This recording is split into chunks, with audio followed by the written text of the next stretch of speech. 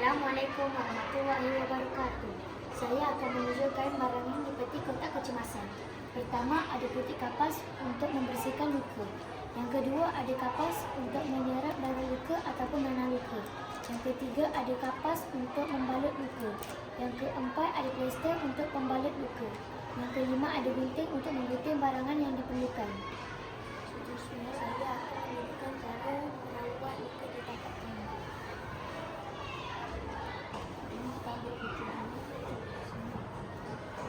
Kemudian kita ambil kanan, pergi ke kiri, ambil kiri, pergi ke kanan. Kita ambil dulu, pusing ke depan, ambil kiri, kanan, kiri. Ambil kanan ke kiri, kanan. Kemudian kita kena masukkan.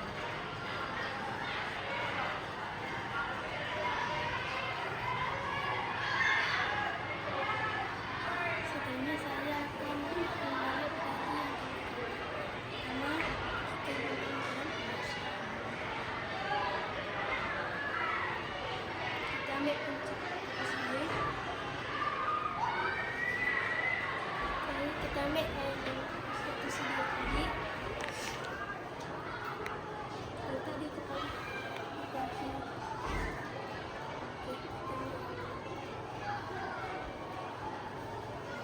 Kita buat ikatan di sini. Kanan atas kiri. Masuk. Kiri kanan atas kiri.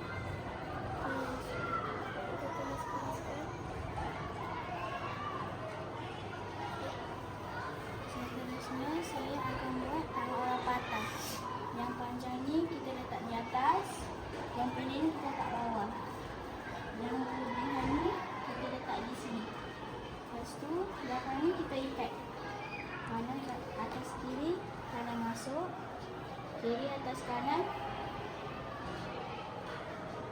kiri masuk. Lepas tu yang berlebihan, bawah ni kita gulung-gulung. Kita masuk ke sini, masukkan. Siap. Selamat jumpa.